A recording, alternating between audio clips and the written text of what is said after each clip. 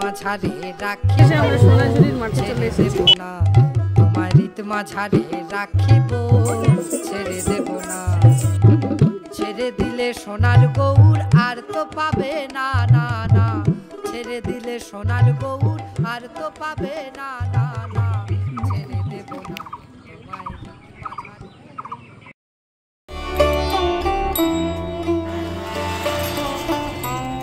নমস্কার, আবারও চলে এলাম শান্তিনিকেতন ভ্রমণের দ্বিতীয় ব্লগ নিয়ে। শান্তিনিকেতন শুরু হয়েছিল 1863 সালে দেবেন্দ্রনাথ ঠাকুরের হাত ধরে, আর পরবর্তীতে কবিগুরু রবীন্দ্রনাথ ঠাকুর এই জায়গাকে রূপ দেন এক অনন্য শিক্ষা এবং সংস্কৃতির পীঠস্থান হিসাবে। শান্তিনিকেতন নামটার মানে হলো শান্তির নিকেতন, অর্থাৎ শান্তির আশ্রম বা বাসস্থান। চলুন আজ শান্তিনিকেতনের ইতিহাস, সৌন্দর্য, সংস্কৃতি আর কিছু অজানা গল্প সব একসাথে আমরা খুঁজে বার করি। তো আমরা এখন কঙ্কালীতলা মন্দিরে এসে পৌঁছালাম, এবার পুজো দেবো এখানে।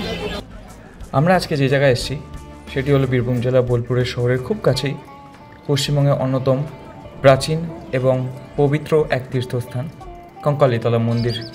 শক্তিপীঠের গল্পটা আমরা কম বেশি সবাই জানি। এই কঙ্কালীতলা হলো সেই 51 শক্তিপীঠের অন্যতম। পুরাণ অনুযায়ী এখানে পতিত হয়েছিল দেবী সতীর কোমর বা কঙ্কাল, তাই এই স্থানের নাম হয় কঙ্কালীতলা। এই মন্দিরকে ঘিরেই এখানে অনেক প্রত্যেক দিনই সব মেলার মতো বসে।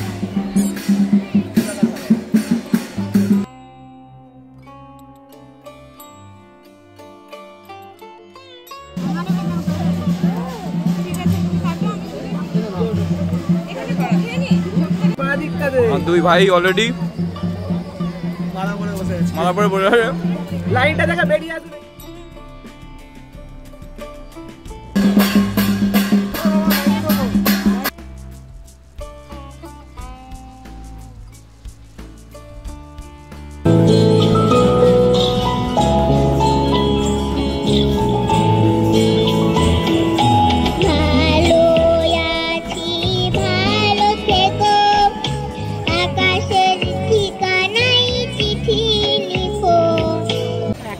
কঙ্কালীতলাতে এসেছি। কঙ্কালীতলা মানে শান্তিনিকেতন যারা ঘুরতে আসেন তাদের কাছে তো একটা ইম্পর্টেন্ট জায়গা বটেই, তবে এটা হচ্ছে 51 পীঠের একটা সতীপীঠ। মানে বলা হয় যে দেবীর কোটি দেশ মানে কোমরের অংশ এইখানে পড়েছে। কঙ্কালীতলা তো আমরা আধুনিককালে বলে থাকি, আসলে এটা মানে আমাদের শাস্ত্রে যে নামটা আছে সেটা হচ্ছে কাঞ্চি দেশ।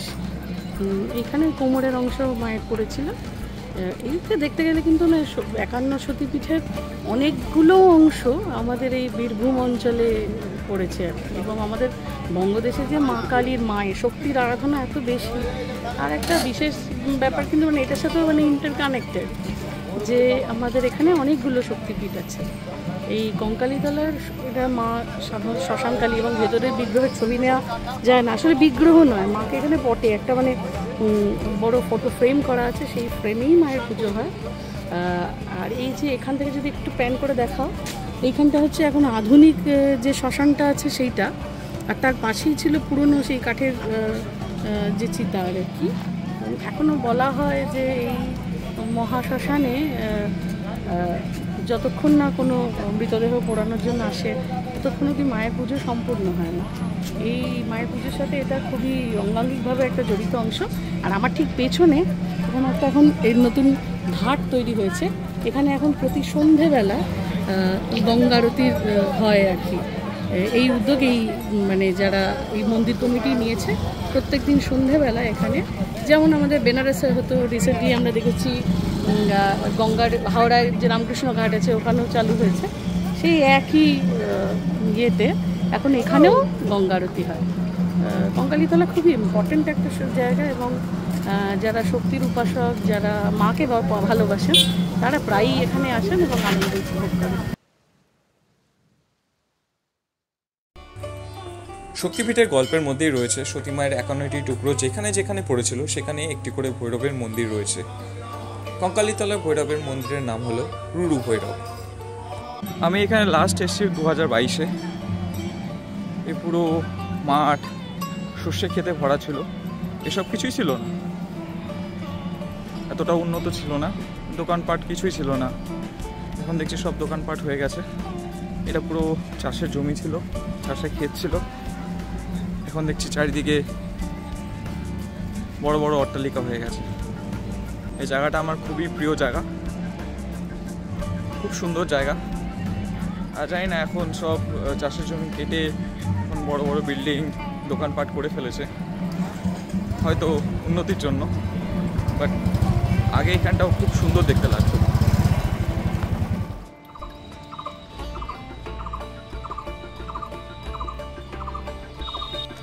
এখন আমাদের লাঞ্চ টাইম।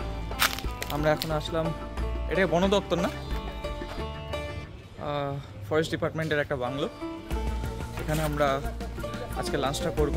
লাঞ্চ করে যদি টাইম পাই তাহলে আমরা বিশ্বভারতীতে যাচ্ছি, না হলে মনে হয় না এবার আমাদের যাওয়া হচ্ছে বিশ্বভারতীতে। আমি আগেও বিশ্বভারতীতে একবার গেছি, এটা আমার সেকেন্ড টাইম। ট্রাই করব যদি বিশ্বভারতীতে যাওয়া যায়।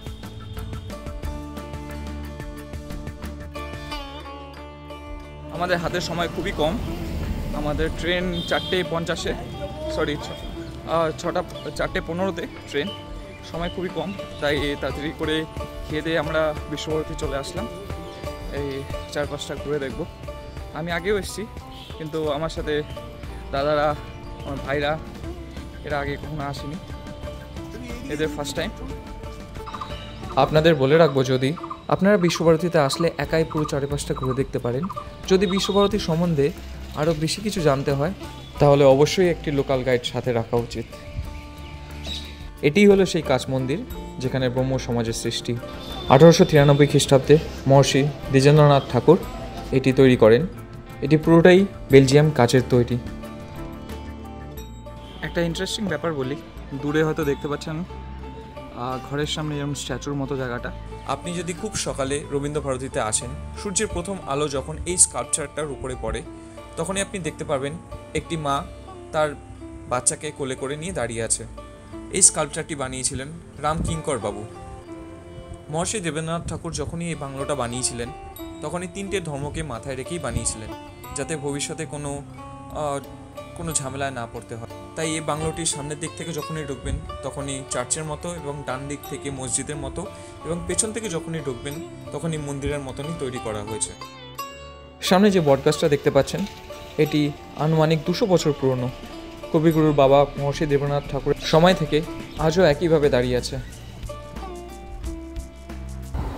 এটি হলো সেই ছাতিমতলা, যেখানে মহর্ষি দেবেন্দ্রনাথ ঠাকুর ছাতিম গাছের নিচে ধ্যানমগ্ন হয়ে এক বিশেষ আধ্যাত্মিক উপলব্ধি লাভ করেন।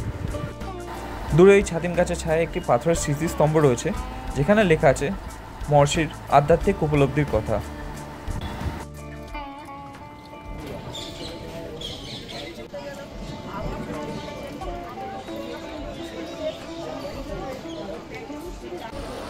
আমরা মিউজিয়ামের ভিতরে যাব এখন।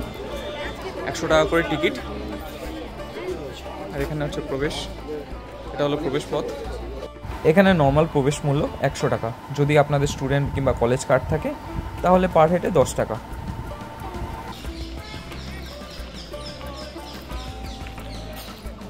বাইরে থেকে যত ভিডিও করতে হবে বাইরে থেকে করতে হবে, ভেতরে অ্যালাউ নেই। আমি বাইরে থেকেই ঘুরে দেখাতে পারি। উদয়ন, এটি নির্মাণ কাজ শুরু হয় 1919 সালে এবং শেষ হয় 1929 সালে। উদয়ন শান্তিনিকেতন উত্তরায়ণ কমপ্লেক্সের একটি গুরুত্বপূর্ণ ভবন, যা রবীন্দ্রনাথ ঠাকুরের বাসস্থান হিসাবে ব্যবহৃত হতো। আমি এখন দাঁড়িয়ে আছি রবীন্দ্রনাথ ঠাকুরের ব্যবহৃত সেই একমাত্র গাড়ি 1993 সালের হাম্বার সেডান। কলকাতা পার্ক স্ট্রিটের 42 নম্বরে অবস্থিত এইচ লিলি রুটস লিমিটেড থেকে 400 পাউন্ড দিয়ে এই গাড়িটি কিনেছিলেন। 1919 সালে নির্মিত বিশ্বভারতী বিশ্ববিদ্যালয়ের শান্তিনিকেতনের উত্তরায়ণ কমপ্লেক্সে অবস্থিত কোণার্ক হল রবীন্দ্রনাথ ঠাকুরের নির্মিত 5টি বাসভবনের মধ্যে অন্যতম। শুরুতে এটি একটি মাটির বাড়ি ছিল, পরবর্তীতে দালানে রূপান্তরিত হয়। কবি এখানে অনেক নৃত্যনাট্যেরও মঞ্চায়ন করতেন।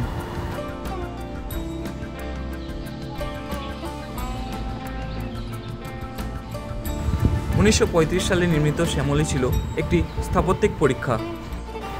1940 সালে মহাত্মা গান্ধী ও কস্তুরবা গান্ধী শান্তিনিকেতন সফরে এসে এই শ্যামলীতেই অবস্থান করেছিলেন। শ্যামলীর এই নকশা বড়বধূর শৈলীতে প্রভাবিত। 1936 সালে নির্মিত বিশ্বভারতী বিশ্ববিদ্যালয় শান্তিনিকেতনে উত্তরায়ণ কমপ্লেক্সের পুনশ্চ হল রবীন্দ্রনাথ ঠাকুরের শেষ নির্মিত একটি বাসভবন।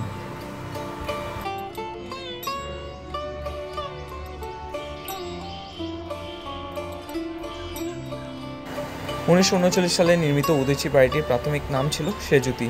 পরবর্তীতে এটি উত্তরায়ণ কমপ্লেক্সের উত্তর দিকে অবস্থিত হওয়ায় রবীন্দ্রনাথ ঠাকুর এটি উদীচী নামকরণ করেন। আমাদের পরবর্তী গন্তব্য বিশ্বভারতী মিউজিয়াম, বাট সেখানে ভিডিও করার অনুমতি না থাকায় ক্যামেরা ভিতরে নিয়ে যেতে পারবো না।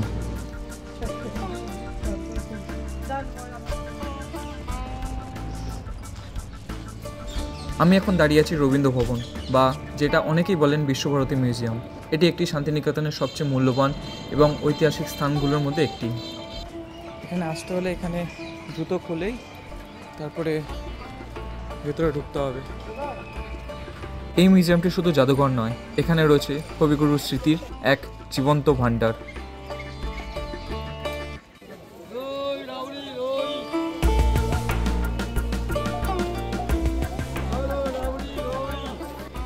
আমি এখন দাঁড়িয়ে আছি শান্তিনিকেতনের এক কম পরিচিত কিন্তু দারুণ গুরুত্বপূর্ণ জায়গা, তলোদ্দাজ ভবন। মূলত এটিই ছিল শান্তিনিকেতনের ছাত্রদের হোস্টেল। হাতে টাইম কম থাকায় এখনই বেরিয়ে পড়তে হচ্ছে। এখন বাজে 3:30, আমাদের 4:15 ট্রেন।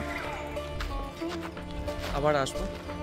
ভিডিওটা ভালো লেগে থাকলে অবশ্যই লাইক, সাবস্ক্রাইব আর কমেন্ট করতে একদমই ভুলবেন না। আমরা পুরো ট্রিপে এই দুটো টোটো নিয়েছিলাম, ঠিক আছে? এই হচ্ছে দাদা, এই টোটো। তো তোমার নাম? আমার নাম রাহুল মন্ডল। আর নাম্বার বলে দাও। 7866819384। তো আপনি যখনই আসবেন, এই একটা দাদা, তোমার নাম্বার? 74। হ্যাঁ বল। হ্যাঁ, তো যখনই আসবেন আপনি কল করে নিতে পারেন, বুকিং করে পুরো সব জায়গাটা ঘুরে নিতে পারেন।